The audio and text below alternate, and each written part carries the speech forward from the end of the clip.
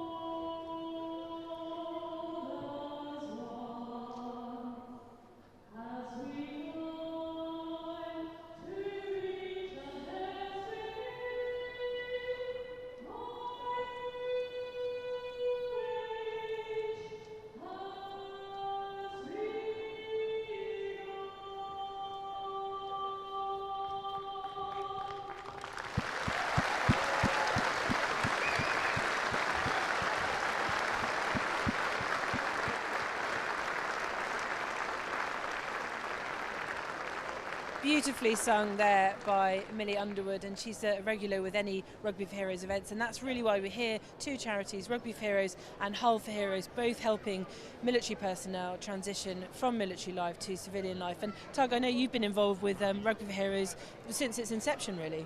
Yeah, it's Alan Lamb, who's obviously idea it wasn't put it together. Ryan Lamb, obviously used to play his father. He's been instrumental, and he's been an actual driving force between everything that Rugby for Heroes do. They are now throughout the country, throughout all three services, and often out transition to female and male members of the forces to then come through the rugby courses, and some of the places they've been and some of the courses they've put on have been outstanding. And the concept, you immediately said, you know, that you can see why the concept came about and why it's such a familiarity from the rugby players, professional rugby players and military personnel, why that transition for the both is quite similar. Yeah, with the transition from a serviceman, having known many have left the service, to then come into civilian life and then get used to the everyday workings of life, and then for a player, because obviously the players are in the same sort of way that they're actually looked after very much by the clubs, especially in the professional era more recently of Rugby Union, but of Rugby League, which has been professional for obviously for a long time. That transition and then all that stopping and being taken away from you is something that certain people have struggled with, and with this sort of thing now happening, it's such a similarity between rugby and between a serviceman. It's outstanding for everybody. Is that why you're still in then? Nervous about leaving? Yeah, I don't want to leave. I'm quite, I'd say, happy is where I am. That's what I always tell my boss anyway. And I mean, your love of rugby and your success with RAF got, largely got them where they are today, you know, inter-services champions for the men, and the women are knocking on that door of beating the Army, and you must be so proud to be in that position. I'm really proud of everybody that's working with it, the players that have come through for maybe the last 10 years of Air Force Rugby, and the players that are there now. They're all working hard, and the coaches, they're all developing themselves, and having people like Rob Bell, who will hopefully start for the Air Force against the Navy on Friday down at the Stoop. He's out there today, and he's a player that was actually in the professional game. He was at Leicester Tigers, and he's joined the military then, as many others here have transitioned the other way and left the professional game and come into the military. So yeah, I'm really proud of what we've done, but proud of this charity as well. He was champing at the bit to play today, wasn't he, Rob? Oh yeah, as soon as we asked him if he wanted to play, he was like, yeah, I want game time. But he doesn't need game time. What he actually wants is to run around with a few of the legends that are out there, and then really express himself and say he's been on the same pitch as some of these guys. Okay, well, we're going to turn, because it's about to speak of the Devil. We're going to turn around because this game is about to kick off. Just to remind you viewers that it's league rules to begin with, and Union in the second half. Now, funny enough, last night the guys were talking about this, and what they wanted is they wanted their sport to be second, because they want to be able to catch up and know what the deal is. So in that sense, the Union at the moment have an advantage. But here we go, kick-off. Ludo. This is Chris. That's my daughter, so he'll look after So great to be playing in the sun. And Rob's next to him, you know Rob.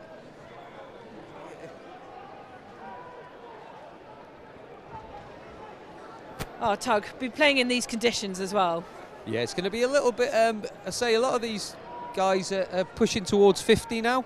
And they won't like me saying that, but they are. But that side of the pitch is quite warm, and it looks leisurely. Oh, it's a steal. Tina Stelport straight away. Straight in under the posts. Oh, that's very fitting, having the ambassador, the hands-on man that he is. That was, yep. League rules, so that's 4 points. Yeah, Nick Knowles celebrating straight away. Straight away. That's seconds. In their own seconds. backyard. And now we've got Ludovic Mercier, who will take the kick. And I think I'm right in saying that he's definitely one of Gloucester's top point scorers. Yeah. Top point scorers. This is not a difficult one, so I'm assuming you might get this over. It's maybe interesting, the point scoring 4, 2 and 2 for conversion. Yeah. Oh, okay. Interesting.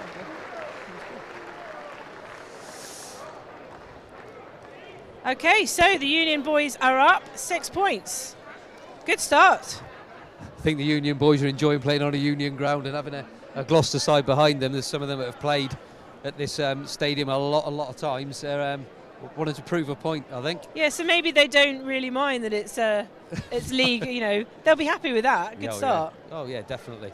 Leagueies will be angry. Oh yeah. Straight to Tina's again. Yeah.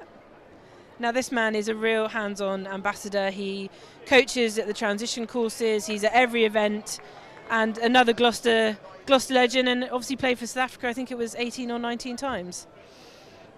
Yeah, outstanding player. Really good feet. Very strong. And if you look at those through the Rugby League side, there's a lot of GB caps there. Yeah. There's a lot of Great Britain caps, and you know they're going to come into it at some stage and then say they've conditioned themselves well and they're ready to play. Just I mean, I love both codes. I'm more familiar with Rugby Union, as I know you are as well. But just league is so popular and it's so different as well. Just try and explain to us, like, what's the difference between being a Rugby Union player and being a Rugby League player? Because they seem faster on the league side. You'll get certain individuals like Rob Bell that's playing for the Union side will try and slow the ball down. There's a quick play the ball in Rugby League. It's fitness and it's getting up and back quickly. So organisation's really key. Fitness is really key, and it proved in the originally when Wigan played Bath in the sort of the game up at Old Trafford, etc., that the conditioning was vastly different. Yeah. But now it's not. Oh, okay, so they've sort of become more similar. It's closed the line, definitely in sort of the back line, back row areas of the Union. Yeah. But again, if you see there the collision and the carry, hitting people, getting them to the ground, and the league guys will want to play the ball quickly. Yeah.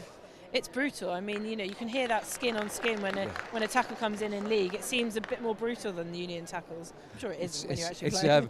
I think it's technically with it's the hits are hard. The hits are low. That's a great chop around the legs and then the retreat in 10 metres. Yes. Big Apo Satala there on a carry. Yes, Apo. Again, another military still legend. manages to offload. And you see the guys that really want to get involved in the game. They've got to get some ball in hand. I mean, they know their body's going to ache tomorrow, but they will give 100% in this game. Oh, definitely. And as you said with Rob Bell, everybody else is straight away is they want to play. And that's just not moving the ball away from the ball quick enough, as I was saying, with the contact area. It's getting up and getting away from that area quickly. In fact, that's what Mike Tyndall was saying. He's played a few of these games now, and he says one of the most difficult thing for the Union boys, that's Tins taking off. That's a great kick. Well done, Mr. Captain. Yeah, Tins was saying yesterday that what they find so hard is when they're lying on and then having to get up, and whereas in Union, you're told to bounce back up. With the league, you're lying on them to keep them down, to slow the ball down a little bit as well. And it's a very fine line though, because obviously they've been penalised there. So some of those players that might, as they're a little bit older, might feel that getting up so quickly as the minutes tick over might be a bit more strenuous. Are you saying they might use it as a chance to rest? I think they might just do it as a chance to lay on somebody for a little while. But again, come on, boys, let's make this last 10 seconds. Exactly, and the fine lines when they were playing in their primes and playing professionally, they would have bounced out, and it would have been a key timing in there or everything they do. But yeah, just going to slow it down. So it's interesting. It's Rugby League first as well. Yes, and I was saying at the beginning of the broadcast that both captains wanted their sport to come second. So the leagueies wanted to play league second, and the Union boys want to play, because I think they want to catch up in their own sport, in their own code. Yeah, and getting that early try for Union will be a good thing. Lay on! Oh, again. Knock on. Handling that.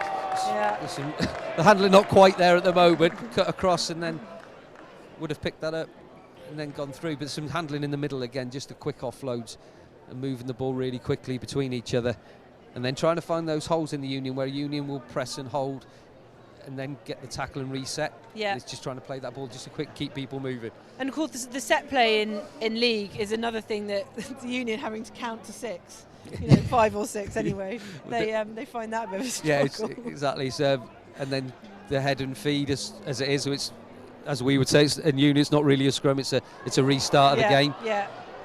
But this is where, look at the talent of some of the players. Tina's showing his speed there down the wing. Tins.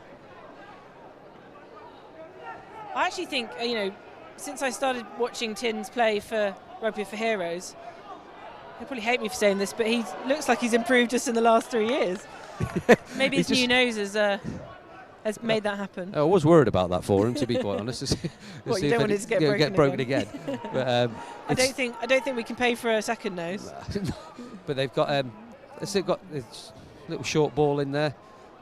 Again, it's good collision. It's good collision again, and everybody's committing to it. They're close again, aren't they? Try and sneak one over in the corner. Good offload. Oh, is that? No, I think he's short. Hands are under, I think. And a hand over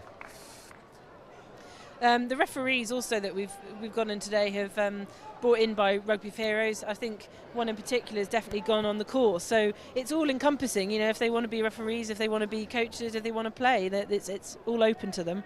Yeah, it's definitely with Rugby for Heroes, having the courses running and having people that have got varying degrees of experience in rugby. I know quite a few of the people that have left from my area of the military have done the course and really enjoyed it, and they were a bit apprehensive because they thought it was going to be at a really high level, and because of some of the people involved like Tinas, etc. You might think that it would be a bit intimidating, but it's definitely not like that.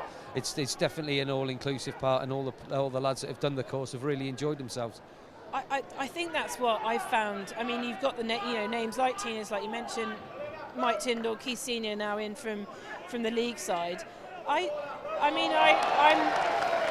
don't think they're pretentious at all. And what's so lovely is they have come in, and these guys, like you said, probably had posters of them on their walls. These guys.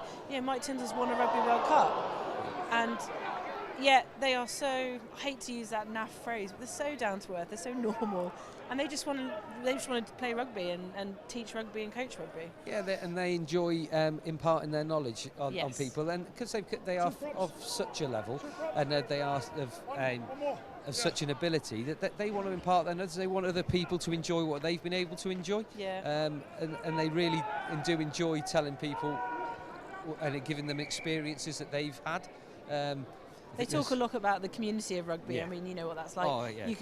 It's a language, isn't it? That's spoken in so many countries. Oh yeah, definitely. And when you go, I think that's Tins might have taken a bit of a knock there, to be honest, on the head. Oh, crikey. We just mentioned his nose. I hope not.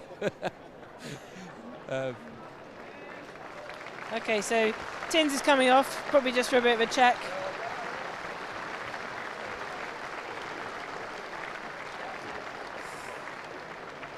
I think it's just went to the back of the head. I think it's just a bit of HIA just to check on him. Yeah, still at this level, very important to look after those players. As you're saying about the community of rugby, with all the guys that have all come in and done the courses with them, and even when you see with Juice van der Vesthuizen when he was unfortunately very ill very recently, the whole rugby community got round him and really enjoyed what they were doing. And the Union boys at it again. Oh, it's going to get caught. Ooh, great cover good tackle. Take. Oh, offload. And he's down. And again. That's not just quite couldn't quite over. Get his arm not quite free. Over.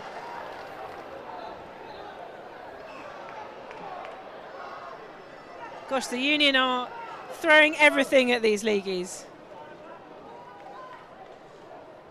Tyndall's just reminded his team of 5 tackles. There we go. Again.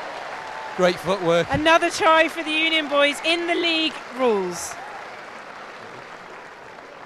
So as he's just taken a slight knock to the head there, I think we just got. Oh, it's still there. It's still all in place by the look of it for me. Sorry. Yes. Yeah. Apologies for that little bit there. Yeah, Mike. So we're just saying there about people just getting involved and really enjoying coming to watch the players that are out there. What's your sort of outlook on this environment and getting all these guys together? I think it's an amazing feat. You know, big thanks to Keith for organising the league boys, and then we've got a good group of rugby union players who still turn out when they can and give it their all. I can't actually quite understand why it's going the way that it's going quite currently, but. I think Tina's really enjoyed that, to be honest, straight away. I think it's a great way to start, a little interceptor sort of. I think we've definitely, what we did learn from the last couple of times we played is how we've got to control the speed of the ball a bit more, especially around sort of tackle area. And so far, we're doing a good job of that. I think we're going to start getting pinged at 10 metres at some point, because we are judging that it's just so alien to us. It's just so alien to us, but the ref's doing a great job of just talking to us, and hopefully we can keep this going. I mean, it's 14 points it's 10 points less that we have to catch up. So even if they do open it up in the next 20 minutes, it's not a bad start for us. Are you pleased that you got the Union the second half? Yeah, I mean, that was the best coin toss of the day, winning that. So because it's so much easier when you know what you've got to chase down rather than being ahead and trying to defend it. And if you lose control of it, you just these boys can run all over you. They know exactly what they're doing. So we're happy with this start there. And we're sure we'll see you back out there soon, having another run round. Yeah. So, Union are up by 10. Ludo missed that one, missed that goal kick, but yes, probably surprisingly actually, Tug.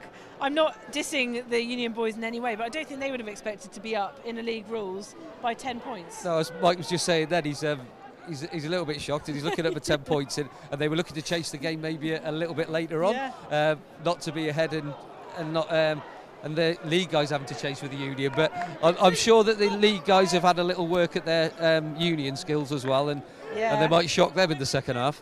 Well, that's the thing. We're taking it for granted that Union will have their own half sorted, but that may not be the case. No, definitely not. And there's a few lads in there that would like to play in a back row, I think, and would like to fly up in the centres with it. And there's a little bit more room possibly once they work it round in Union. I think as well. I mean, I don't know how much opportunity.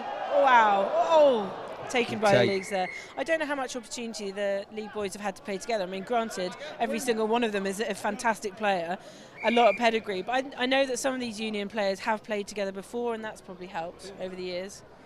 Yeah, if you've got a nucleus of players playing in the same area, then there's just a little bit of understanding. I think, but you can take aside from that, a little bit of understanding will be the fact of the ability that's on that pitch. Yeah. Let's say when you look out there and Rob Fiddler down the bottom there, and it's Gloucester legend again, and he looks he could just go and play now, and I wouldn't mind him in a team I was coaching, to be quite honest. And he's very fit and able and got a great skill set.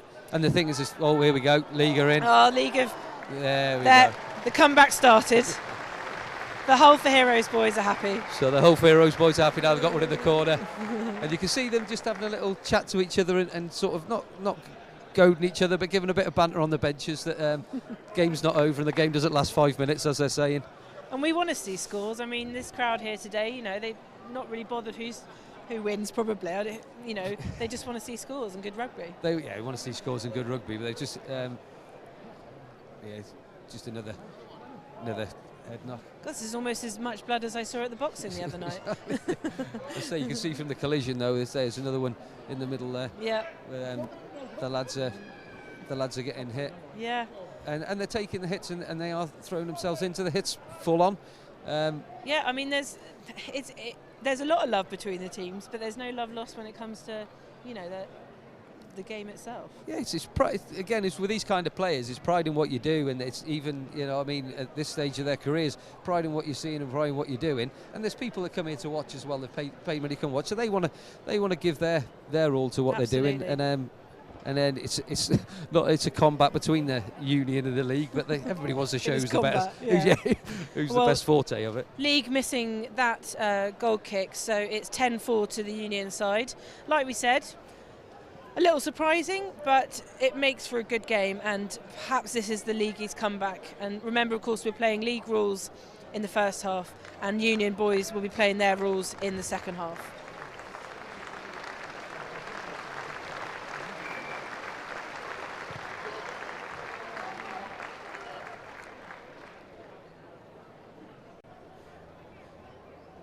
And they're back in.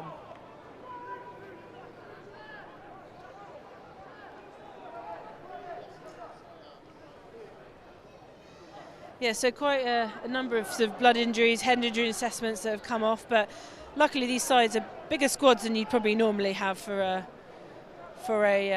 professional rugby match, so to speak, but they want to have the numbers and bring them on.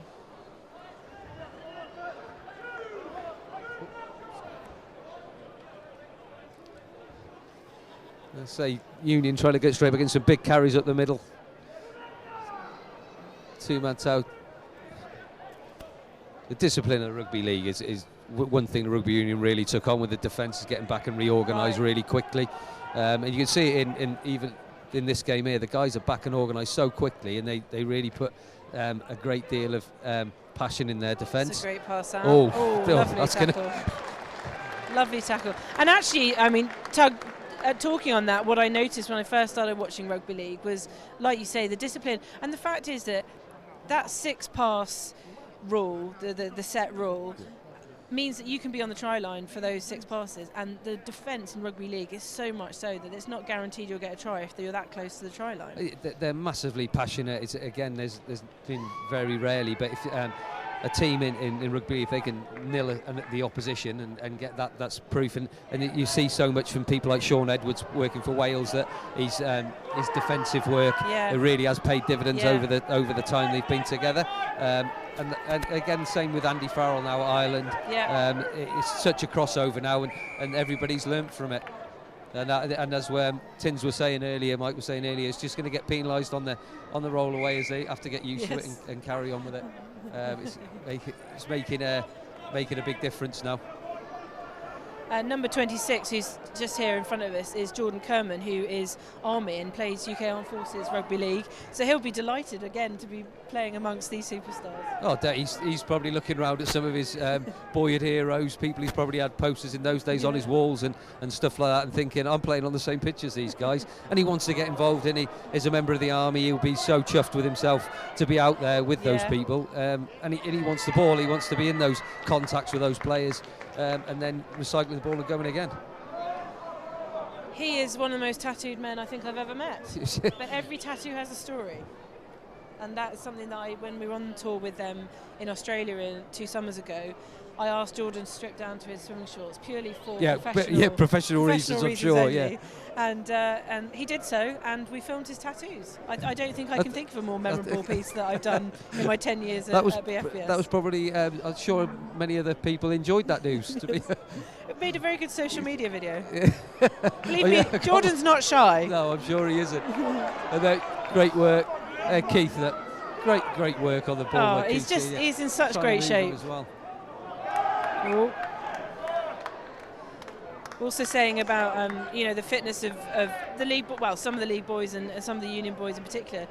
Keith runs the London Marathon pretty much every year with virtually no training, and he's a rugby. He doesn't. I don't think he enjoys it, but he can do it, and he can do it in a good time. Well, the thing is, when they're cycling length and breadth of the country, etc., and then they play a game of rugby at the end of it, as organised by these guys, they've got to have some fitness. And as you say, even though they've stopped playing, they're in great shape. Yeah. They're in really, really good shape, and although they're coming off, they're rotating to get everybody an opportunity. It's not necessarily that they're tired, etc.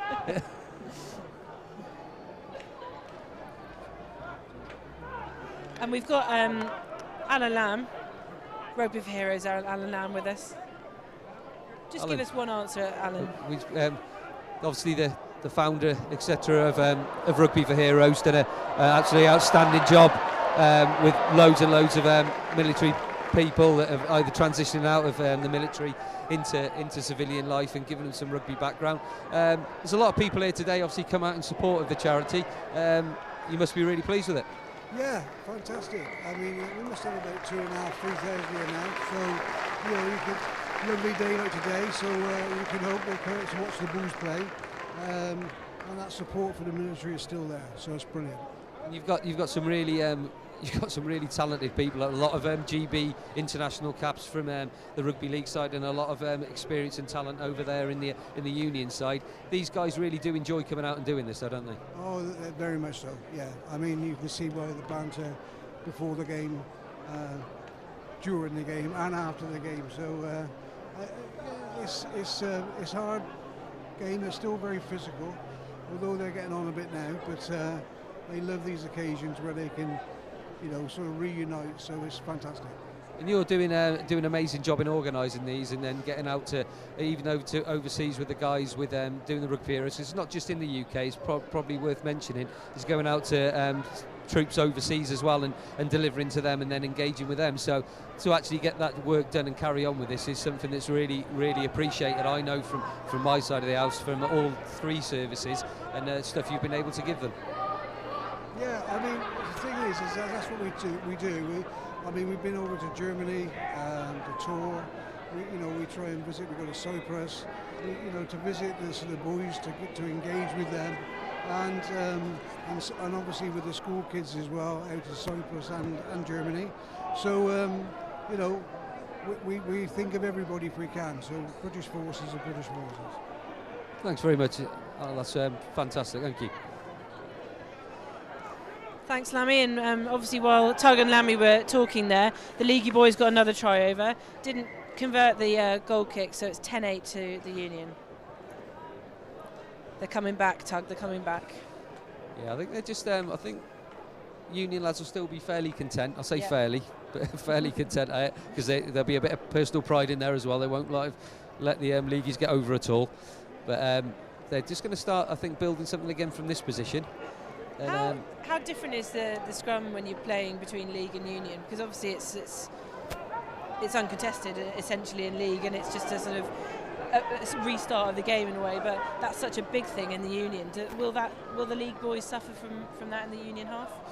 And they might do if again having many friends that are front row, and it is a dark art. I don't care what anybody says. Having been a scrum half myself and stood there and watched them engage and they do what they their little song and dance around the front of the scrum. It's I think it's difficult for enough front rows that play it every week, let alone those that don't. So the head and feed is at Rugby League, and the leaning on a little bit is completely different. But they'll, I think they'll take advantage of that in the second half. I'm looking at the likes of Chris Budgeon sat behind me here, and he's really going to take advantage of it, I'm sure. Who's that? Chris Budgeon.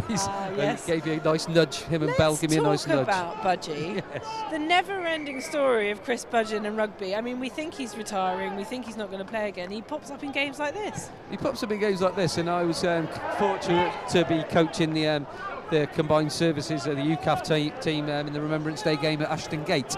Against Bristol in November, and Chris Budgeon's playing again, and I'm sure he's 48 or 46 or 50 or something like that, but he still comes out and he'll do a job, and whoever's in the front row against him in the next half is not going to enjoy that. He's the kind of man that I think if you cut him, he would bleed rugby. Oh, absolutely loves it. Absolutely loves rugby. And to be honest, I've seen him coach as well, and look after the youngsters. And he's really up for imparting that knowledge on the youngsters as well. You say everything he does, whether he's playing or if he's coaching or if he's at work, or I've seen him away on exercises overseas, and he's talking about rugby. And I've seen him coach people in Estonia. I've seen him do all sorts. So he's rugby through and through. Through and through. So the Leaguey boys are in possession. This could be... Ooh. And they've lost it. Back to the Union. And that's Griff, passing it out to his captain, Mike Tyndall. Oh. And we've had a couple of these games already, sort of north versus south, the hybrid format anyway. And on both occasions, the league boys have won by a fairly small margin. Last year, the score in Hull was 28-26. So I think historically, they think that they probably got the upper hand. But, I think as they play more of these, perhaps they're both getting better at the other half. Yeah, I think they're getting more and more used to it, to be honest. This is what Mike was on about earlier on. I think they're going to have a little bit of the offside line being an issue for a little while. Yeah. So now they're being told to stay away from it. Yeah. But they're trying to get off the line early because that's over that one. Big ball carry again. Yeah. It's very similar. It's trying to suck people towards the ball, towards that contact area, but still sustain the width each side. So you have to be, your one-on-one D has to be... Massive tackle. That's a great hit. A big Fiddler is... That's showing why Fiddler can still play, to be honest. That's a great tackle. And that's what you call try-saving tackles, to be honest. And there's plenty of amusement coming from behind with that.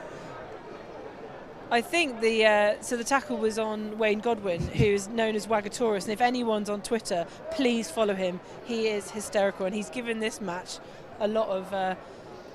he's been, let's say, riling the Union boys for the last couple of weeks. I think with that riling, I think somebody's probably going to cut that tackle into his riling at the end. I think there's going to be a bit of editing done with that. That might be on Twitter already. Yeah. That's good carry away again, and then see if they can make some yards, and then put foot to ball.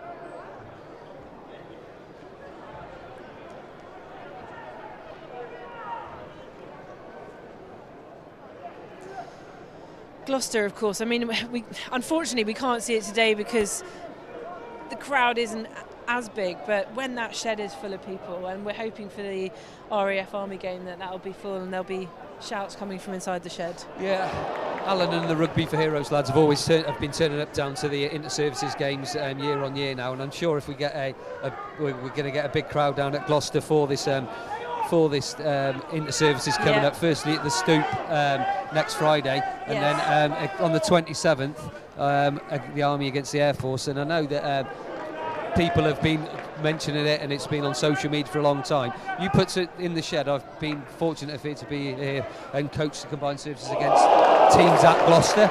Again, big hit again by another big hit. There's some massive hits going. Yeah, they're huge hits. And the thing is, and you can see just from the guys here, they bounce back up and they're straight back on with it. Yeah. But say if you get a good crowd in the shed on the Army Air Force game, they'll support the rugby. They'll probably pick a side they want to support, and then go from there. So it's a great tackle again. This man takes a lot to take down. That was brilliant. Big and strong.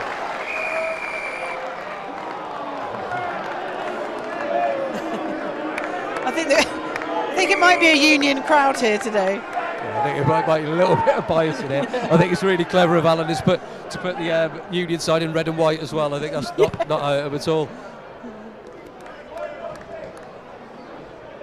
Gloucester's one of those towns that's, again, sort of bleeds rugby, doesn't it? Oh, it's a brilliant rugby town. Again, you go around the clubs that are locally, Long Levens, Old Pats, Old Centralians, and it goes on and on. There's loads of great clubs around here, and say when you get Kingsholm full and you get them behind the side, or even whichever sides are playing like these two, it's a fantastic rugby town, and they do actually follow their people afterwards as well. So it's not just about when they're at the club; they keep an eye on them and they sort of take them to their heart, and they stay at their heart from then on. And we can't talk about who we support really when you're in the home of Gloucester. Some mentions of the people down the way. They wear blue, that's all I'll say. Probably don't want to West say Country that. rivals, Yes. and they wear blue. Especially when you turn around and see all that cherry and white behind us at the moment. But while we're talking about that particular club, what fantastic news and what a season it's going to be next year when we've got Josh McNally and Rocco playing at the same club. Josh McNally moving up from side. Budgie has just put water down my back. That's freezing, Budgie. That's why he's here. So Josh McNally moving from London Irish skipper to Bath in the summer. Hopefully London Irish will go up promoted, and he's a skipper of London Irish at the minute. So that's fantastic for him. Such a great player and such a good advert for military rugby. And Rocco again, what it's got to be said about Rocco, he's one of those guys that is an outstanding talent, and he's just such a great advocate for Army and military rugby, and as has gone before with the Royal Navy with Josh Drananui, Greg Barden and the like. So there's always players coming through, and then as the young man Budgeon that's just about to stroll onto the pitch is a massive advocate for Army rugby and other things. Looking no older than his 21 years. Exactly. So the Union boys still up 10 points to 8. This is quite tight. I mean, the games that I've seen before, they've sort of rushed to quite a big score. So it's a good tight game. I'm enjoying this. It's a good tight game, and as I say, that might just play into Nick's and Yes, Tins' another hands a bit. interception. I don't think he's going to go the length, but Tins! Good juggle, Tins. He's away. He's still got the legs of a centre, that one. And he's got.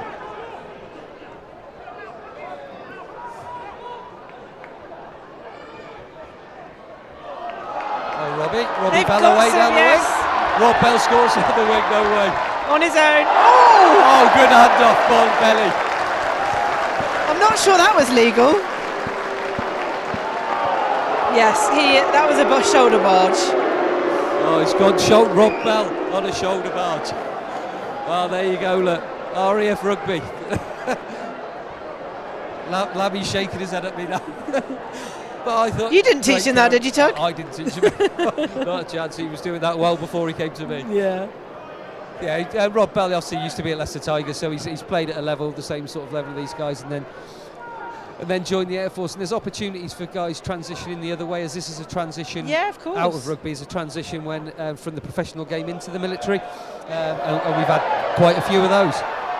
And it used to be that it's still kind of a useful recruitment tool for the military to say that we can get you in a position where you'll be looked at by clubs in rugby, and of course we've got one championship footballer or league football anywhere in Tom Broadbent who left to play, and he was playing for the Army. So it's happening, and down the years there's been Olympians, Paralympians. It's all going across all that. Our board of elite athletes is growing by the minute. Yeah, definitely. So you got in the women's game, in the women's rugby at the moment, you've had Shaun Williams that's been out with with Wales Rugby for a long time. You've got Amy Cockayne from the Air Force side, Gemma Rowlands from the Army. Yeah. You've got a lot of players that male and female that either transition from professional sport into the military a bit later on in their lives, or get the opportunity from being in the military to be released to play professional sport or be supported at high level sport at least. So that's always a massive recruitment tool. And the thing is with sport, it does. Oh, we're in again. Lovely Offload. take. Yeah, That was so Apo's try, really, wasn't it? yeah, it was great carrying it, offload again. And he's been doing that for years at Army, Navy and Army he Air stays Force. standing up. He's so strong. He stays standing up so he can get that offload off, and that was a perfect pass off. Yeah, he's just a great offload, and he's so aware. He's such a talented player from 7s through to 15s. He's such a talented player, and when he comes into the 15s, he's asking for another changeover now, I think. But when he comes into the 15s, he'll be Doesn't say much, does Apo, but man, a few words, but speaks with his actions, I think. No, does he ever? Does he ever? So that's the Union team are up 14-8, and this should be a fairly standard goal kick. Remember, we're playing league rules in this first half, and we'll move to Union rules in the second half, but the Union boys are up, and they've been leading since the start. Great, so that's 16-8.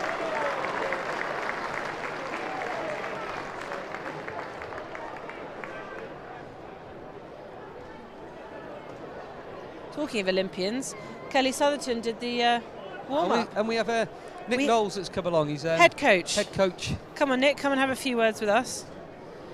Impressed by this? Is this your influence? Yeah, well, this is what you. I see. This is what you. Look, the man I just put on just went over for a try. A man who hasn't scored a try possibly in his career ever. It's like, he's not the most. He's about as mobile as a wheelie bin. But nonetheless, we had him in the right place at the right time, and he's just gone over for another try. I can't believe this scoreline, to be honest. We said that we were going to come up. So much faith in your side. Yeah. I said to him we're going to ship points before they went out, and they all laughed at me. So that's not exactly the most impressive coaching ever. But I genuinely, we expect to ship sort of probably be losing by about 20-25 points in the first half, so that we can come back in the Union half. This is unheard of. But we had some. Are you worried about the Union's half now? Well, this is all very topsy-turvy, but it's amazing at the moment. We are actually putting in an incredible performance in the league part of the game, where we're actually ahead 16-8 with about 6 or 7 minutes to go at the end of the first half.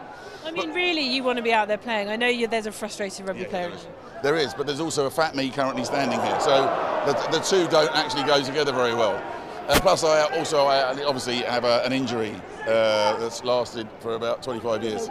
Yeah, and the thing is, I don't want to spoil the memory I have of what a good player I was when I was playing.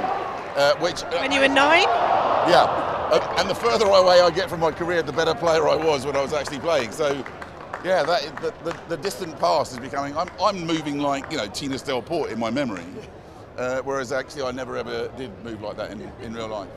Now this is amazing, and our guys have done an amazing job. We did have a few tricks up our sleeve that, to try and play a bit more Union style in league, so we're offloading a lot more than we normally did.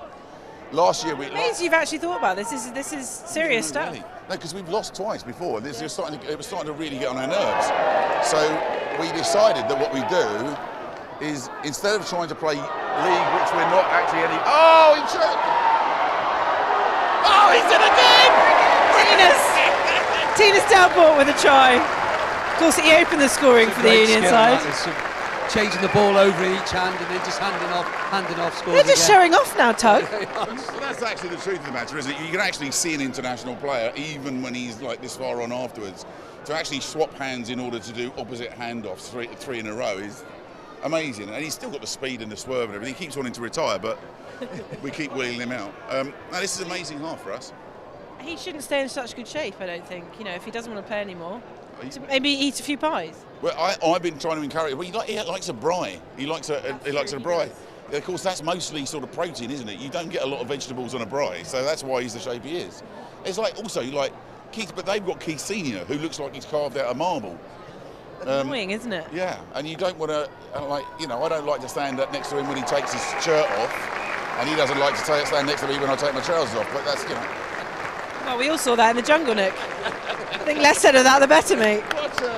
Anyway, they're coming off. Brilliant half from the Union boys. They're up 22-8. Gloucester faithful loving that score, Right, Nick, go and give them more words of encouragement. They don't need it. Brilliant. Well, Tug, we'll keep talking. I don't know whether the teams are going to go in for a motivational talk. Not that they need it, to be honest, but I mean, sometimes you think they'd be going in to have a bit of oxygen, or is there an oxygen chamber in there? A cup of tea and a quick massage or something like that, but or even an ice bath. I don't know, but these look like they don't even want to stop. That's how they how are much of having athletes so much fun. Yeah. I mean, smiles on faces, some bloody faces. Yeah, exactly. The smiles on faces, some bloody faces, but they all want to stay out here. They all want to have their chats just in amongst themselves, and they just want to enjoy the atmosphere again. But you can tell that the Rugby League guys are coming in just a little bit with not a point to prove, but right, we need to change some things up here a little bit and make sure we compete in the next half, in the Union half. And I'm sure that the likes of Apo, etc., just can't wait. Can't wait. Do you know what? We've got people watching all over, Tug. Duncan Blair has just written in from Cyprus, and he said, "Well in, boys," and I think he said, "Wagatoris, get the beers in." I mean, it's a bit early for that. I think Rob Wagatoris, get the beers in. Wayne Godwin, of course, is the guy who got tackled, and the Union boys loved that. But yeah, get the beers in. Probably not at half time. And Dave Bentley says thank you at Rugby for Heroes. So we've got people watching all over. I know that from the boxing the other night, we had people watching from Antigua on the beach. I mean, why wouldn't you? So hopefully we'll get likely people watching today. Well, it's great having that. When you're away and you're away on task, you're away on op or whatever you're on, and you can have the app and you can download BFBS and you can watch it, and then some people here that might not be in the military from the Gloucester community might not quite understand that. Yeah. They'll actually be able to switch something on, and it will be the same for the obviously all three inter-services this year for the Army, Air Force, the Army, so the Navy against the Air Force, and then the Army Navy obviously. So people don't realise from the normal community that you can actually, we can keep an eye on everything that's happening. We can see the boxing, we can see inter-services football, we can see inter-services Rugby League, Rugby Union, and it's really important for people when you see your service or when you see people you know taking part and competing, it does make a massive difference.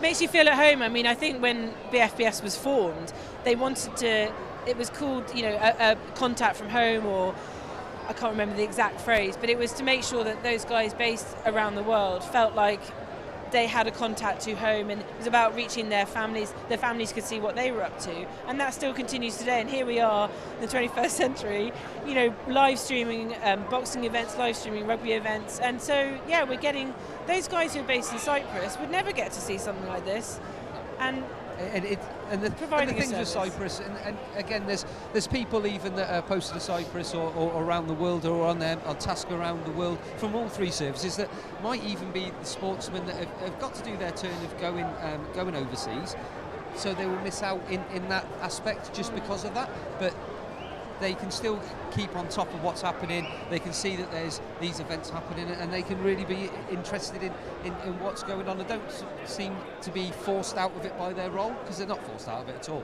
They're still engaged, and all the coaches try to keep them engaged. And I'm sure that Rob Bell will be getting lots and lots of tweets and messages from the Rugby Union guys and from the Rugby League guys from throughout the military about that shoulder charge at the end there. Yes, I always remember actually, and I think it was during the Football World Cup, the most recent Football World Cup, and we got troops who were out, I can't remember whether it was Afghanistan or Iraq, but there was a video of them celebrating an England goal, and I've got goosebumps just thinking of it now. The fact that I know what it's like to be out there, granted not in a combat role, but as a journalist, I know what it's like to. And just to be able to sit in a room with people and feel like you're in the pub next door to your house, it just brings you home. It's a nice bit of, it's not reality, but it's that link to home, as you say. Yeah. It's that link to home. You know that, especially the Football World Cup last year with the goals from Harry Kane. For me being a Tottenham fan, it was outstanding. And you see those players, and you see everybody in the town squares. If you're away and you see everybody in the town squares with the beers going thrown in the air and everybody enjoying it and celebrating in the sunshine, and you aren't in that place, but you're actually able to watch the same game and be involved with the same in the same atmosphere as such, even if it might be in your little hut somewhere, it might be in your little crew room somewhere, it's still the same thing. And coming up to the Rugby World Cup, coming up at the end of the year in Japan, that'll be the same again. Going back to 2003, when England won the World Cup, obviously, there was that camaraderie, everybody wanted to watch that, everybody, the banter still went on between the Irish, the Welsh, the Scottish, or all the other nations that were there, but you still have that link to home then, so where certain people watching it at 8 o'clock in the morning in the UK, overseas they were watching it at whatever time of day, but everybody felt part of it, and it's very, very important. Well, we're glad to bring that service, so do keep writing in if you're watching this from abroad or even from the UK, wherever you're watching, let us know. We'll give a shout out if we can to anyone in particular that you want to give a shout out to, but we will still be here for the second half where we're moving to union rules. Yeah, the union rules. So we got Gary Connolly, etc. in front of us there now. What people might not know is Gary had a bit of time at the end of his rugby league playing career at Munster, so he's not adverse to playing there. There's a few out there that have played. Alan Hunt went over to Pontypridd and played at Pontypridd for a little while. Maybe didn't get on as well as he would wanted to, but again, they've got some talented rugby players that have, through what are their age groups as well, and through age group rugby, either internationally or club, have had a go at, or have been not just had a go at it. They've played some really good standard of Rugby Union, so I don't think it's going to be as unfamiliar to them as some might think. Okay, well, I really hope it stays as tight as it has been. Oh yeah, I think Nick Knowles is hoping something different. Yeah. I think he's hoping that it does go all the way in Rugby Union's favour, but we'll wait and see what happens with that. I think he's geeing them up into that, and I say this is where people like Chris Budgeon and Apo will sort of come into their own a little bit and start moving the ball.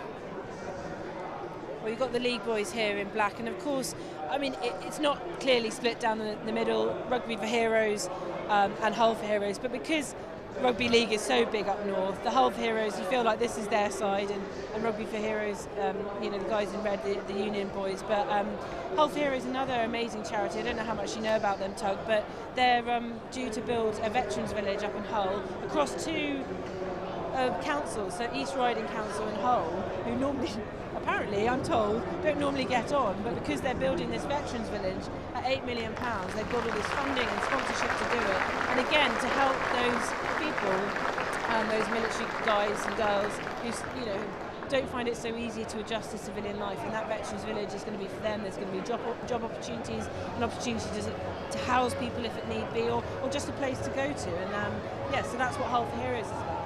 And that's great as well, and there's a lot across the country. There's a massive support, sometimes in key areas for military, and I know Keith's very, very passionate about this, and again, you don't get the calibre of Gary Connolly, Gleeson, people like that if they don't appreciate what the military do as well. So there's a great appreciation for what we do, and we'll see if we can see if Keith comes off. Captain of the North coming off. He's just coming over for a quick chat. If he's staying on, we might. Once we know who's on this half, then we'll have a chat with one of the boys. I think they're going to cross over a little bit and then make sure they got the right people involved. So they're going to have to get the right people involved and make sure that they're ready for the next game. Happy days. But, I mean, they won't be delighted with the score, but I'm sure they'll probably want to stuff the Union boys on their own side. Like all sportsmen, they'll be really up for rubbing their faces in it. So if they can then turn it round the other way now and score more than in Union than our own guys did in League, then there'll still be those bragging rights. They'll still be after making sure that they've got some bragging rights later on. Well, Tug, do you want to go and, as the second half starts, wander over and see if we can get Gary or Keith to... You can wander over with your mic and then we'll see if we can get any of the Liga boys to talk. Yeah, so Tug's going to talk to Keith Senior now, captain of the Rugby League side. So we have a Keith Senior here after the... we're now at the turnaround at half-time. First half not particularly where you wanted it to be. Oh wow, they played its own game. Our core skills were terrible, done half passing, just catching, simple core skills that we were just dropping the ball and giving it to them. So they capitalised and they played really well. Full credit to them, they've beat us at its own game. And that's not the best start either there, so I'm sure because when Mike Tyndall came off, he was saying exactly the same. He was like, this is unfamiliar territory for them. I know the referee was being lenient with the 10-metre yardage. We were giving them a little bit more, but we can't moan too much about that when at the end of the day they were getting the offloads and fending us off. So full credit to them. You've got to tip your hat and say that they've beat us at his own game. And you're happy again with obviously the crowd here today, and obviously a nice bit of sunshine, which it's always nice to get the sunshine, and I'm the only good thing out of this is I'm working on my tan, so you've got to look at the positives, haven't you? It's like all of us, just make sure we don't get too much on the top of it, that's the thing. That's why I've come off now, to make sure I can get it shade. So you've got the build going up in Hull, and obviously towards British forces and the servicemen and that. Can you tell us a little bit about that? Yeah, obviously with the Hull for Heroes, it's merging both of the forces charities. With the Veterans Village that's been built up there, so all the money raised for them will be going towards that. With Nick Knowles being ambassador of both charities, it just makes sense just to merge and combine the game. And it's something that obviously you can see from the calibre of player out there, yourself and others out there with numerous GB caps, and then the guys from the Pro Rugby Union game as is, and in great shape still, and obviously really committing to this and really enjoying coming down together. Yeah, well that's it, you've got to be committed, haven't you? And I think we've got 4 or 5 concussions, head injuries, and that just shows that we're getting stuck in, we're not going in half-hearted. The collision was massive. Yeah, and that's what you have to be. And if you don't go in full pelt, you end up getting injured. But we're getting injured going full pelt. So we're just going to see how this one works out now. Thanks for your time, Keith, and thanks for all you're doing for all the military guys at the moment. No problem, thank you. Thanks to Keith Senior, captain, of course, of the Rugby League side, and unfortunately for him, as he was talking to you there, Tug, the Union boys put another try conversion over. So the score now is 29-8. And this is the part here is around sort of the ruck area, clearing that out well though. So, and then that's a good carry.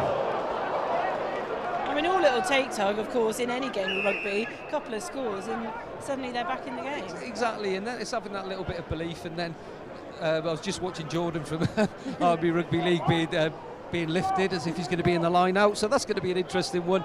And that's why I think about line outs. Yeah, exactly, and I think that's why they decided to tap there rather than go to the corner, which you might have seen another time. Bit of a turnover there. Oh, great offload. We've had another message from Matt Berry, who's watching in Canada, so they're all coming in far afield as we can get them.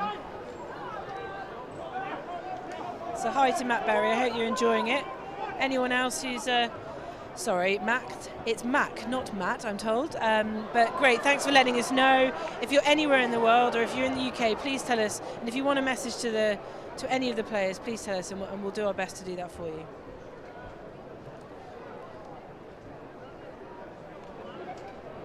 I'll just watch what happens with the. So this will be. Okay, so the scrum down. Yeah, this will be a scrum, and obviously, as is with all scrummages, it's got to be safe. It's got to be strong and in a good position. And you've got experienced referees. We did for Rugby League, as Keith was mentioning there. He's a little bit lenient on the 10 metres, which Tins had actually highlighted earlier on. Yeah. So they both knew it was happening. But this is a key area, and as with all Rugby Union, it has to be safe, and it will be, and it'll be structured correctly. Yeah, of course, Keith, another charity he's involved with is Rugby League Cares, and I know that they're sort of being recognised here today as well. So he's very strong on the whole transition thing as well, and looking after the professional players like himself. Yeah, because again, the percentage, as Keith goes back on now, so he didn't get much of a rest. He wouldn't want to. No, he wouldn't. I mean, that's a man who wants to be on the pitch. Yeah, exactly, and he's floating back off again. So with the transition, the percentage of players at the top level of the game is, like all sports, is very small, and then having the transition for people to make sure that they can go into another field and Rugby Cares, and they're being looked after either a elongated playing career or a shorter one, and that's really important to them, and that, as it should be with all sports. Lovely touch forward. Now this is going to be interesting for the first line out. And come on, you Rugby Union fans, let's see how the league boys do on the line out. And the scrum there, is a scrum. It's better to say nobody's trying to push anybody off from the Union scrum. Nobody's trying to really dominate as a set piece. But let's see. I would be really astonished here if the Union lines don't retain their ball. Yeah. I'm not even sure the league's boys actually are contesting it. Somebody actually shouted jump and nobody did from the league lads, but... Hello to, I think it was Alan Watkins who's watching from Catterick. Hello Alan, I hope you're enjoying it. Do let us know what you think of the game, and please let us know what you think of the coverage. Be nice.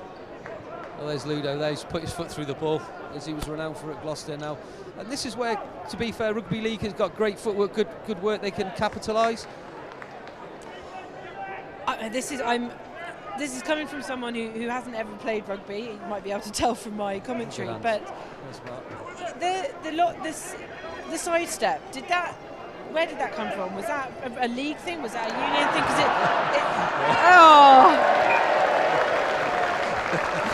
don't worry, they've still got smiles on their faces.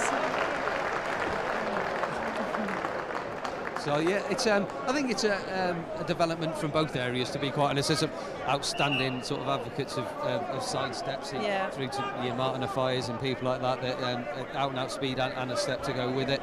And then obviously you've got Phil Bennett's etc. from Wales Rugby going back years and years as well.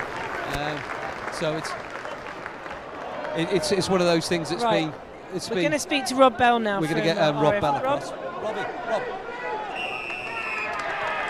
As the Union boys take another line out, but the league did contest that one. So I have Rob Bell from the Royal Air Force Rugby Union here, and he's been invited down for the game by Alan Lamb and really enjoying himself in both goes. How was it playing out there with some of those players, Rob? They're certainly on a different wavelength to some people I've played with before. Speed of thoughts there, speed of legs not so much there. But no, it's good. I've seen Alfie Swallow coming out the line there, and it's not my man, someone else's. Some big hits going in out there, so no, it's really good fun. Rugby League's a lot harder than Rugby Union on the lungs. Yeah, we saw that a bit early on. There's no doubt of the collisions there, and people are committing to it. And there was a few comments that were coming in on online about the shoulder charge in the corner. I think that was a bit harsh. What do you think? The guy's running up my torso. I don't know what I'm supposed to do. Maybe let him take my kidneys out. But no, it was all good fun. There was no way I was going to step back inside, so I sort of went for him.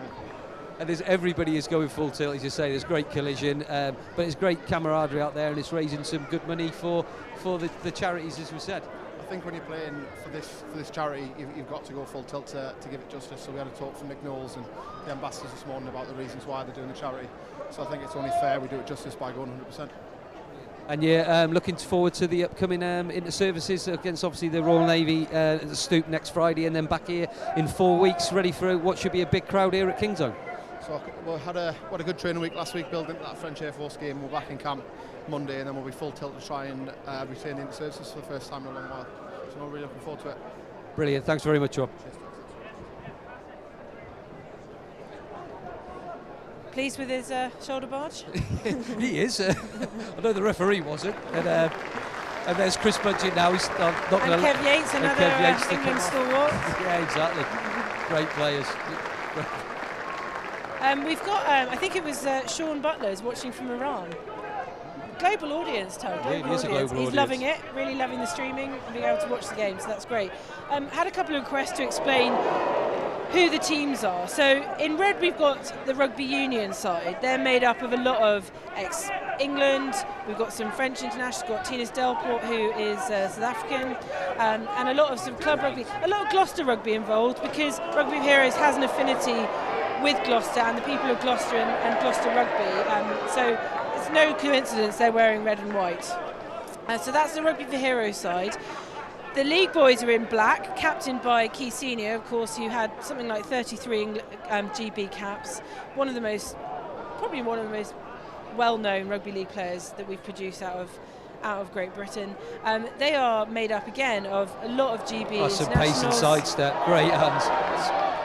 A lot of GB internationals, and a lot of you'll see a lot of Hull, Leeds Rhinos, big names in the Super League still now today. And so that's what they're, and technically they are the Hull for Heroes team, because it's North versus South, it's Union versus League. So I hope that's explained, but if you've got any more questions, do let us know.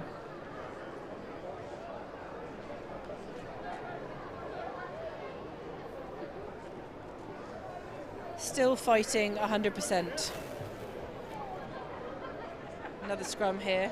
See what the league boys can do with this.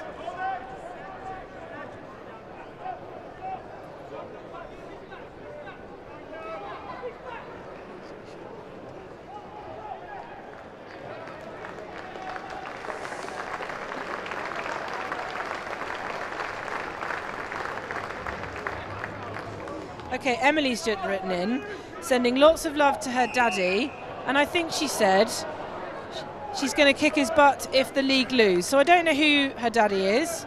Thank you, Emily. Be great to know who your dad is and who we should be kicking if they lose. Which at the moment they are, 29-8. Emily's the mum. Sorry, Emily. That's great as well. You're just seeing the rugby leagues that they're committing to the ruck, which yes. It's very, very difficult for them because they're expecting to just retain the ball anyway, but they're hitting to the ruck and getting over it, retaining ball, getting some good continuity there.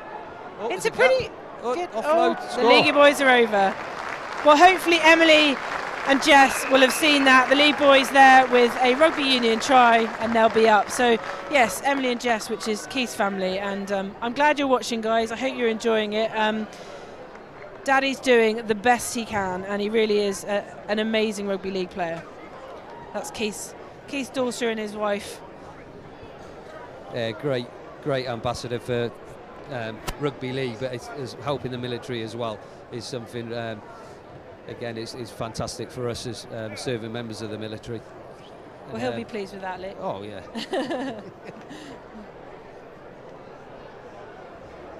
Yeah, it's just great to see big famous names put their heart and soul into something. Definitely. Successful conversion. It's 31-13. It's coming off now. He's obviously he's down there and he's getting the ball ripped off him by Mike Tyndall and getting actually frustrated with it. My apologies, 29-15. I was giving Union points that they didn't deserve. So yeah, hopefully this is going to be League's second comeback.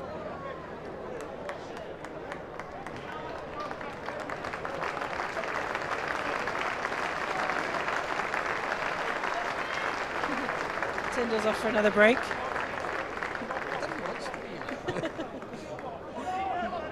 Of course, one thing we should talk about is the Rugby League side criticised Tyndall and his team for cheating in recruiting Shaun Long onto their side, who's another really well-known Rugby League player of GB standard. I don't know who managed to do that. And I don't know. I think Alan Lamb and Nick Knowles might have had something, and then somebody's gone in late with that. But again, with Gary Connolly being a Union lad at some stages, I think, and they're just really good rugby players, to be honest. Oh, it was a jackal. That's a great counter rug there by the league. Ludo with his famous left leg. Lovely. Oh, 50-50. Oh, hello. Borders knocked it back in. Adam Baldwin's another one, ex-pro, who's done the course at Rugby for Heroes as well. Yeah, so getting involved. Yeah, exactly, getting involved, and then that delivery and that little bit of insight is something that's really important for everyone, and people know him and recognise him. Parents under pressure. Crowd couldn't even catch that one.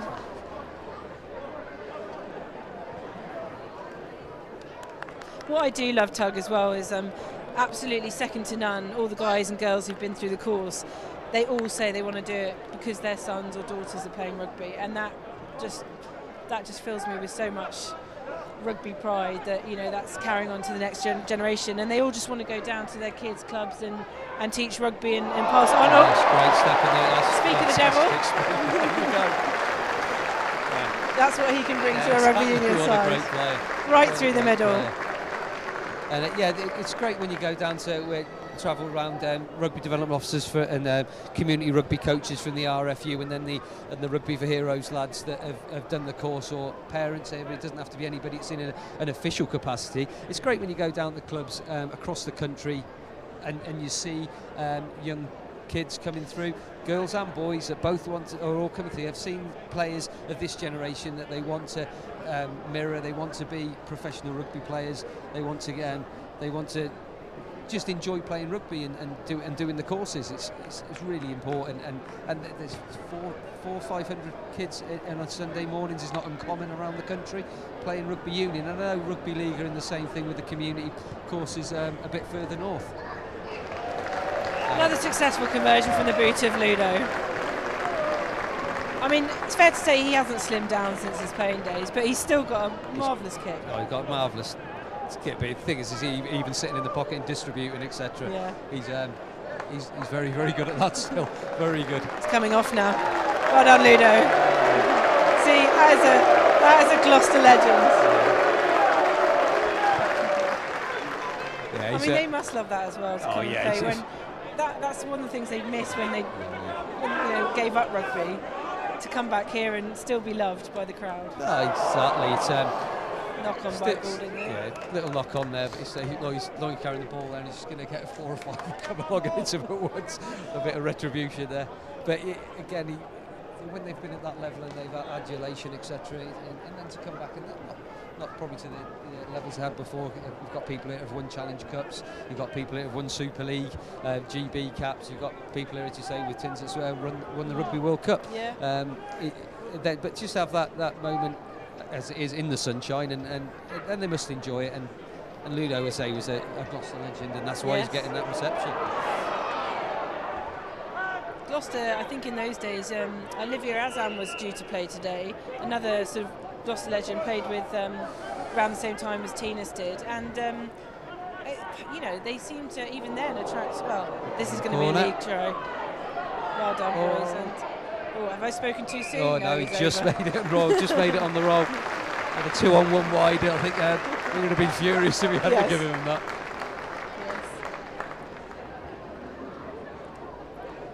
I'm actually going to see, just going to wander over here, Tug, and speak to another Tug.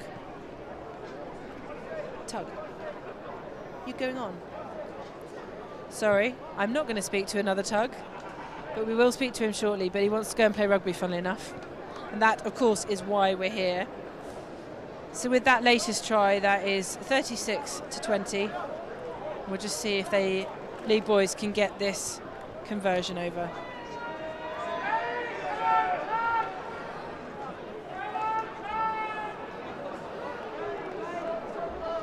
Just a reminder, of course, that we're in union rules. It can get confusing. We'll just see if we can get this 2-pointer over.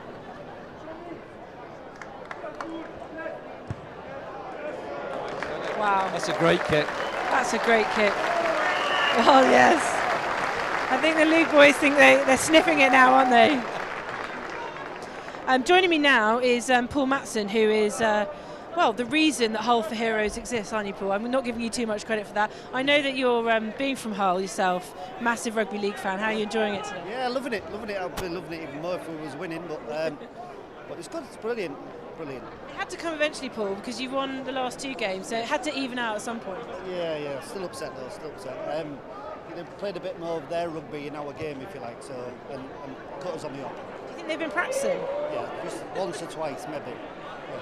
Just update us how the village is going. The Veterans Village, of course, which is an £8 million project buildings due to start? Well, it goes to planning permission next month, basically. So as soon as we get into planning permission, my apologies, I want to watch the game as well. But as soon as we go for planning permission, we'll start putting a shovel in the ground and get on with it, basically. So. And I know that you're still kind of pinching yourself that life has led you in this direction, and that people have been so receptive up in Hull towards the. It's been fantastic, absolutely fantastic. It really is very, very strange that people just keep pouring forward and helping us with everything, anything we need, anything we ask for, we get. It seems madness, but it's working. And your League boys, I know you were disappointed, but I think this is a comeback. Are you confident they can pull it off? Yeah, well, it's coming actually. We're getting up there, so you never know. We might be playing a bit of your game in your side, if you like. You know what I mean, in your half. So we'll have to keep watching and see what happens. You're assuming I'm a Union fan because I'm Southern. Yes, I am. Quite rightly. Yeah. Well done, Paul. Just a couple of things. I mean, we were talking a little while ago. How did Shaun Long get recruited by the Union side? I'm not sure. I think it was a brab, to be fair. Yeah. So I think there was some money pushed over there. But yeah, quite probably. Yeah. We'll quiz on that afterwards. Paul, I know you want to watch the game, so go and sit with the League boys. Thanks for talking to us. Cheers, bud. Paul Matson there, who is the founder of Hull for Heroes, and they're building an £8 million Veterans Village up in Hull, which should come into fruition in the next few years. But the league side technically really is the Hull for Heroes side, and of course the Rugby Union side is Rugby for Heroes. But they're all working together for a common cause. Good segue there. Yeah, I'm just my listening best. to Tina Stalmore behind me now. It's a little bit of rugby yeah. bullying there. He's just been shouting, driving maul, driving maul. So Tins has gone to the corner, so this could be interesting. Tins is back on, is he? Okay, Yeah, he's had his just rest. had a little knock to the eye, but he's fine. So it's, they've competed. Oh, unlucky. Yeah. Oh, they've done well there, Jordan has. I think Jordan's definitely played a bit of union as well in his military life. He has.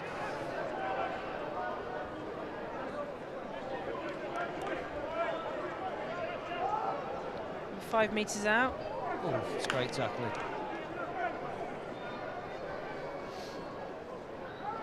You just see Budgie working his way around the corner. There you go.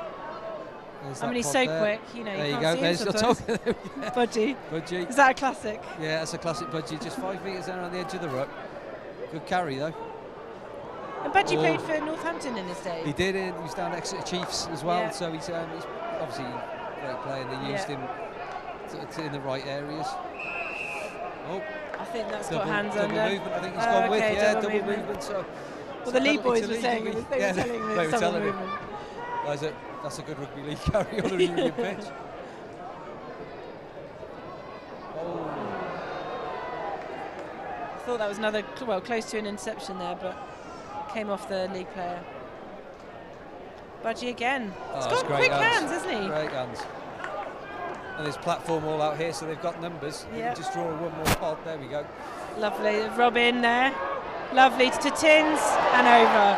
Well in, League. Stood that Mike for a forward pass. Oh dear. Must be horrible being Mike Tyndall. I think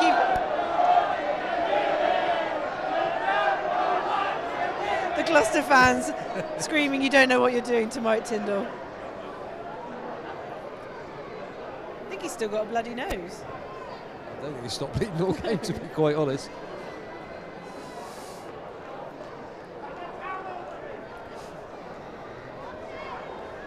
Budgie's coming off.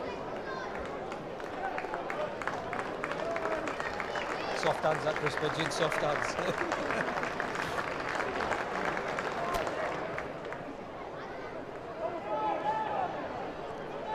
So great carry again and just trying to work their way out. Well picked up.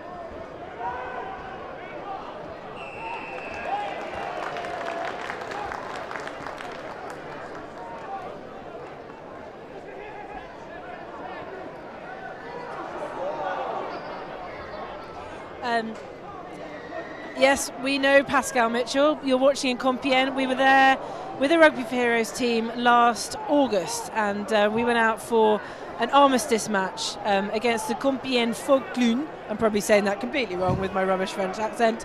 But Pascal, all the best to you. I'm really, really glad you're watching. A really good friend of Rugby for Heroes. And an Englishman in France, but yes, Compiègne was obviously with the armistice last year was an amazing trip. 300-mile bike ride. Talking of Tyndall, 300-mile bike ride, and then he played a full 80 minutes of rugby. Rugby on the end. Yeah. That just proves how much they're looking after themselves. You look along the line here with the guys on the bench, and then you look along the line of the guys on the pitch. You wouldn't be saying that they're close to 50. And some of them are still in really good shape and really look after themselves. I mean, my job generally shames me into how unfit I am. And I go and cover a sports match. I'll feel so motivated after this and want to run a 5K, but I really don't. No, it's great gas. They've made a lot of ground there, Tom. Yeah, he did. To get out of that area, Rob Fidler was just saying there before he went on that they're going to do well to get out of there, but they have. They've done really well. Unfortunately, they've been penalised, and I think they're just about to go back in there. But Kerman thought he had it. Jordan played a little bit of rugby league rules there. I'd say, yeah, the lads are looking after themselves, but it does motivate people. You're watching people out here. Obviously, at the inter-services just coming up now, there'll be the Veterans Games. The Mariners, the Masters for the Mariners for the Navy, the Masters for the Army, and the Vultures for the Air Force, and that's over 35s. Great games to watch as well. And again, it's that area where they're probably not going to be as quick around the park, some of them, but technically, etc., they're really good players, good skill sets. And actually talking about the in-services, of course, you mentioned the vets, and we obviously know about the senior men's game, but the ladies' competition, particularly between the RAF and Army, is a really, really hard-fought match. It's a really hard-fought match. But again, with UCAF rugby, I don't think you can discount Navy women's rugby. It's on a way back up to places that other teams in the inter-services have been, and you have to build from somewhere and you have to start from somewhere, and they'll be keen to represent their service in the right manner and compete in the games they're involved in. And it is getting a close competition is only good for military rugby. Oh, lovely. Shaun Long again. Shaun Long again. Not a bad person to have finishing out there, to be honest. He's whip it fast, isn't he? He is quick, really quick.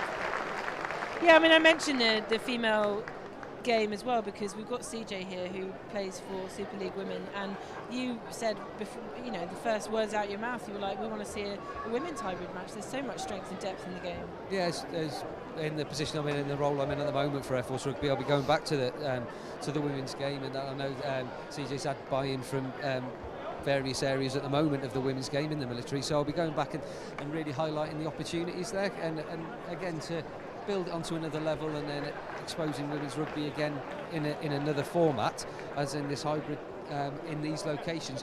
Why couldn't you have two games under the same banner, as they do at internationals now, and as they do at the inter-services? I mean, it's just wonderful that it's just becoming so accepted now, and I'm in no way slightly left there. Ludo misses one. Now they're gonna hate him. They love him and they hate him. He's blaming Lammy.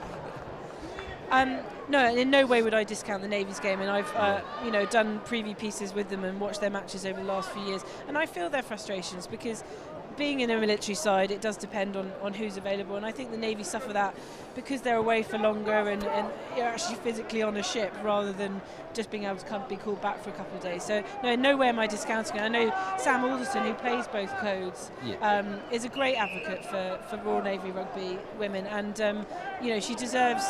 I feel like she deserves to have such good quality rugby players around her, and yeah, it is getting there, but I think at the moment they're just a step behind the other two. Yeah, and that is probably mirrors maybe where Air Force men's rugby was 15 years ago, and we've had to work hard to get where we are now, and the guys that are in control at the moment and the coaches, it's very much mirrors that situation, and that's the goal you can aim for. That gives you something to aim for, and that's the great thing about inter-services rugby and military rugby. You have something to aim for all the time, and that's at the end of the season as it is. So it's building all the way through the year to the end of the season, and what should be a big crowd here at Gloucester and Kingsholm and the Stoop, and obviously at Twickenham. Yeah, and of course a reminder about that, as Tug mentions it, the Stoop, which is next Friday, the 5th of April. Come down, please do. Let's get the crowds going, and then the game here is on the 27th of April. Again, let's get the shed full, because I want to hear that Gloucester chant from the sheds, or should I say Gloucester? Yeah, Gloucester. My apologies for another terrible accent. That was worse than the French one. And the league boys are over. Yeah, the league boys are over. So again, it's still competitive. Nobody's giving up. Everybody wants points. Everyone wants to score, and they're proving a point. So that when they have a chat and a beer later, I went outside you on the Union game, and or as some of them will say, I ran over you on the league game. So it'll be plenty of chat going on there. Yeah, heads certainly aren't bowed. I think they're picking themselves up. So that score, 41-27. We'll see if this conversion goes over.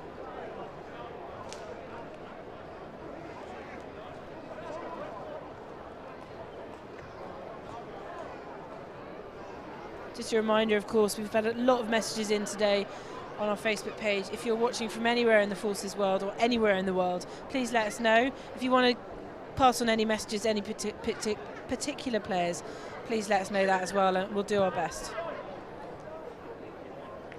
And that was, pulled that one.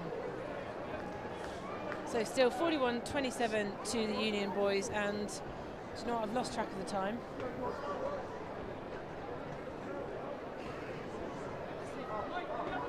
About 5 minutes, yeah.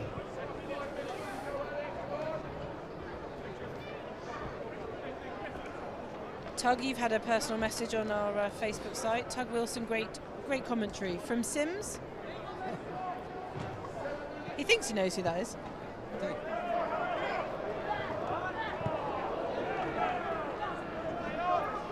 Jordan Kerman there with the ball. It's a great carry again. Let's look at the clear as well. That's a clear and over in 3, which is good. It's good to retain the ball. It's incredible now when, particularly in Rugby Union, that one player will pull in 3 defence, and yet they'll still be freely available for the next ball. Yeah, that's right. Yeah. It just works so hard to get to breakdowns and retain the ball. It's a very precious thing when you got hold of it in the modern game. You just keep hold of it and make sure you can build with it. But it's not as easy as it looks, as the lads will tell you at this. Well, a lot of the banter that was flying around last night was that the Union boys kick too much. I think that reflects what they think of the England side at the moment. They possibly kick too much, but I think if you're not on the pitch, you don't understand what the game plan is, and you probably don't understand the reasoning behind those kicks. Yeah, there's so much that goes into analysis, etc. Now that England would have pinpointed areas that they wanted to exploit. Yeah. Whether they go to have a plan B and what they go to from there is something completely different. But yeah, Rugby League has been synonymous with carry. But again, in Super League and in Rugby League internationally, there's obviously the kicking game is really important. Yeah. To tactically if you're deep, if you use up your tackles and then on the last tackle put it into an area and then try and force aggressive defence from that area. So it's it's very. I think it's a loose term used about the kicking game, to be honest. And you get. I think, like I said, it was banter. Yeah, exactly. So they'll just throw anything at them. And I think Dan Bigger would probably be an advocate, to be quite honest, of the kicking game because he's. And what a tournament Wales had. Well, I mean, actually, scarily, don't think they played to their full potential. I mean, I think they can play better. No, I don't. And I think a couple of teams know they didn't play to their potential and probably didn't concentrate at the right times in their games. Ireland being one, and England definitely being another. And again, Scotland have shown glimpses again of what they can do and what they could possibly bring to the World Cup that's coming up. So I think it's good for the home nations, definitely. And then the Six Nations, the French are the French, and you can get the one French are amazing and flamboyant and flair and clinical with everything. And then 40 minutes later, as we saw, you can get another French that don't really seem that interested. It's always been like that, hasn't it? Yes, French rugby. You just don't know who's going to turn up. I'd just like to see the Italians as well, just try and refine some of the form they had a few years ago. What a player Parise is. I mean, he'd be in people's world 15s. Oh, Keith, that's some pace. What's he? Could have kept going there. I think he's got a bit early. Yeah, he definitely could have gone. Oh, great offloading. They're playing more sevens here than anything. Oh, it's a great ball. Lovely ball. And he's well in and he's going under the post. Really, really lovely try. Well worked. Across the field. So Jordan from Army Rugby League there was instrumental in that. Great hold up. Couldn't quite decide where he was going to pass. When he did, it was amazing. Yeah. Didn't want to go forward anymore and just thought he'd distribute, and off he went. So yes, it's a great try. The Union boys are up on their feet. I think they're worried, Tug. I think they are. If this game had gone on there's probably about 2 minutes left now. This game had gone on another 5-10 minutes. There might have been I think that's what Rugby League lads will learn from that, to be honest. I think they'll be annoyed that they didn't do more in the first half, to be honest. I think this second half they really stepped up, but they'll be annoyed that they let that lead slip in the first half. Yeah, definitely. I think if they'd had those early interception tries, especially by Tinas and on from there, I think it might have been a much closer thing than that. 41-34 to Union boys, and like we say, probably only seconds on the clock. 2 minutes we're being held up, so it looks like that's going to be. Well, I mean, the cup's out. Tug, the cup's out.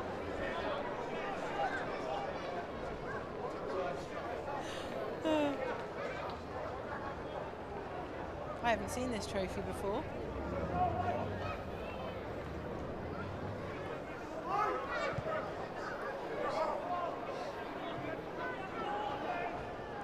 So only minutes to go, if that, seconds to go in this match. So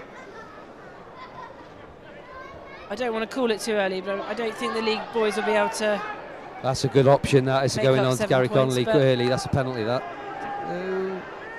Oh, it's a penalty. Good call, Tug. Oh, he's away. I think I spoke too early. Oh, foot race.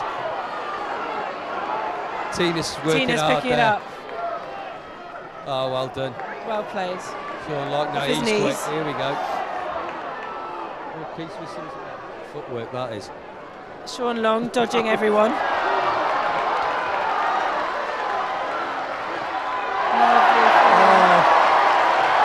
Yeah, that's the Union boys finishing off in style. 46 points to Union. And that's the end. What a fantastic way to finish.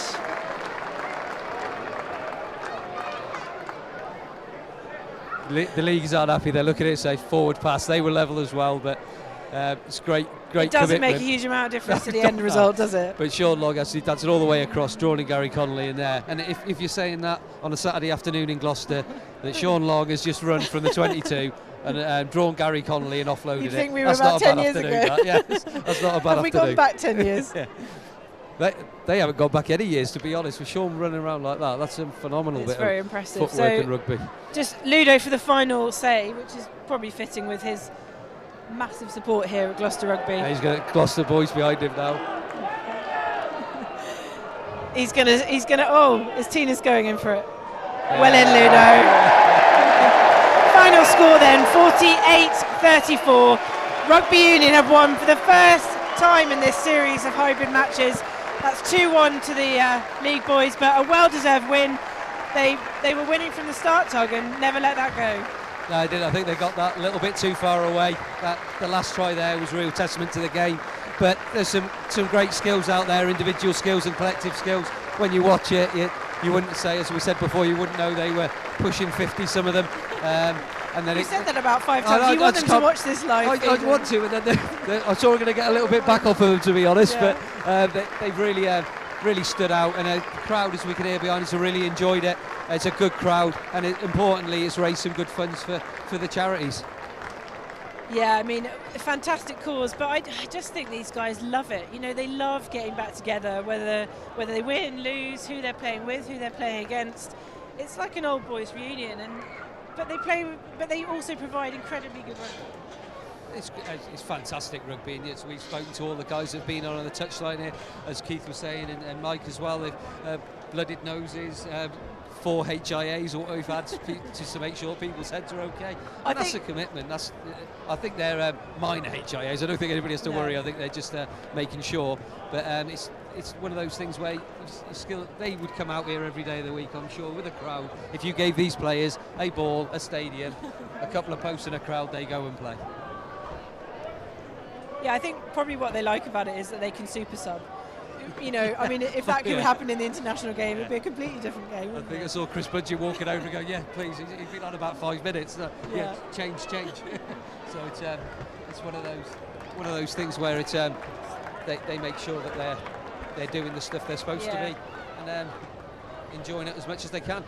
We'll just step out here, Tug, and see them. The cup that's being presented, first time to the Rugby Union side. Of course, the league has won the last 2 hybrid matches, but Rugby Union are going to take it this time. Reminder of the score, 48-34. I hope wherever you've watched this and wherever you are in the world that you've enjoyed it. We've loved bringing you this. Star-studded. Doesn't even begin to describe these 2 teams. I think if you love rugby, that would have been one of the most entertaining afternoons you've had.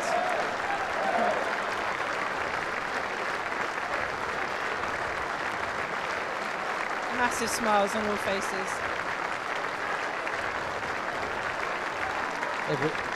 You could tell when they're looking around and they're high-fiving, etc. They really enjoyed themselves, and as I say, they will speak long into the night about this game and their previous encounters, etc. You can tell that they really enjoy being here, and that's good for Rugby Heroes and the charities, because they'll keep coming back and the profile, and others will join, and others will be invited. I mean, the list of people who are willing to play now and turn up for events is just getting longer and longer and longer. Yeah, so it's getting longer, and you have people that have been involved in military and charities for a long time, and they'll be looking at this, and ex-players or those coming to anything, oh, we might have go at that, and they're probably on the phone to Mike Tyndall and to Alan Labb and to others and say, how do I get involved? They're calling him how do I get involved? I think they are. I think you're right. Because when it started, as Alan had said himself, he was going to people, and I said we went down with him and did a Rugby World Cup song for 2011 with all the players and a guy off an actual singer, and we just stood there, and it was quite a small thing, but now it's growing and growing, and people want to be involved. The calibre of player here want to be involved. I'm going to get amongst the pair. I'm going to go and see if I can speak to Tinas Delport. Okay. Just because he's such an ambassador for the game, so we'll. Tinas, you must be a win now. You've got bragging rights now. Well, I'm first of all just glad we came through 75 minutes of play without any real injuries. I think there are a couple of knocks and bruises, so we'll feel it definitely tomorrow and the day after. But yeah, we played really well. I think the first half really pulled us through when we played the league section, and very proud of the boys where they stuck to the structures in defence. They didn't get rattled, and we actually, we won that first half in terms of league. So put us in a real good footing for the second half. Well, you certainly showed your intent by crossing the line a couple of times. Did you feel like the old legs were coming back? Yeah, I think I looked across and I could see the determination in their eyes, and I thought, I don't want to be tackled, so made sure I got out and avoided it. But no, it was good to stretch the legs. I'm glad it can stretch a little bit further than I thought it could. So, but it's all for a worthy cause. Health for Heroes, Rugby for Heroes. It's about getting the union and league family together, raising awareness for two worthy causes. And first of all, I must say thanks to the Gloucester faithful. We can always rely on people to come and support rugby. And that list of sort of famous rugby players, internationals, club rugby players, it seems to be getting longer and longer. Are they just calling you and Lammy up now saying, I want a bit of this, I want a bit of this?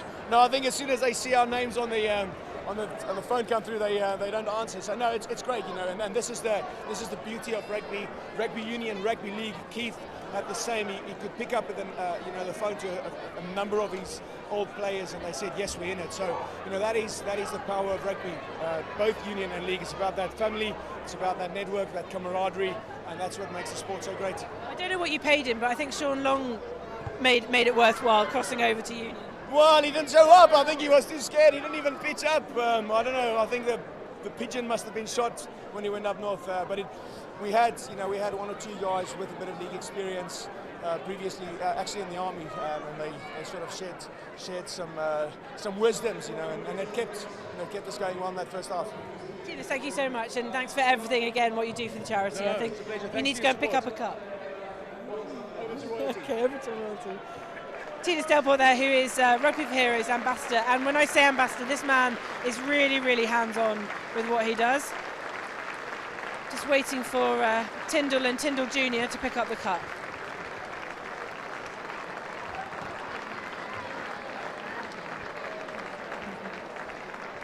And they have more royalty, so Zara Tyndall is presenting the league boys here with their runners-up medals.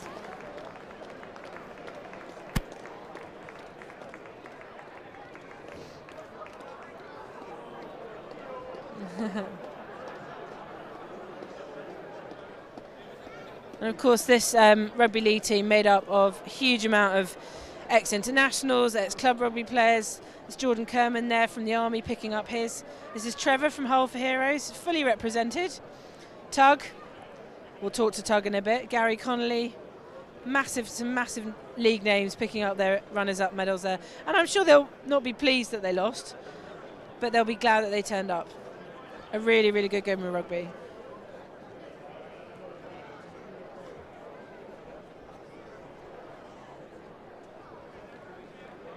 And the Union side, of course, coached by Nick Knowles, him of the DIY SOS fame. A frustrated rugby player in that man, definitely. So, and now, hopefully, the Union boys will go up.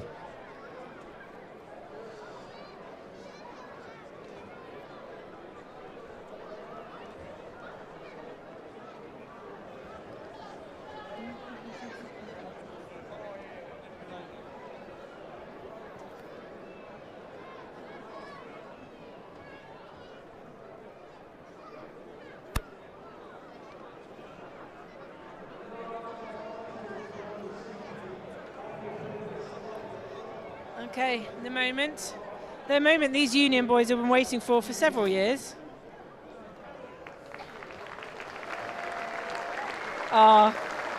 It's going to be presented wife to husband.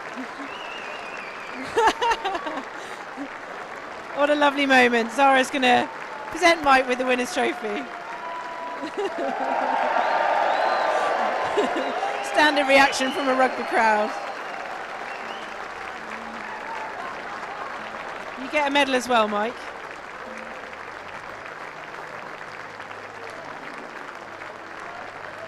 And the rest of them all come up. Kev Yates there with a mini Tyndall. And this is lovely. A lot of the families have come out to enjoy the day as well.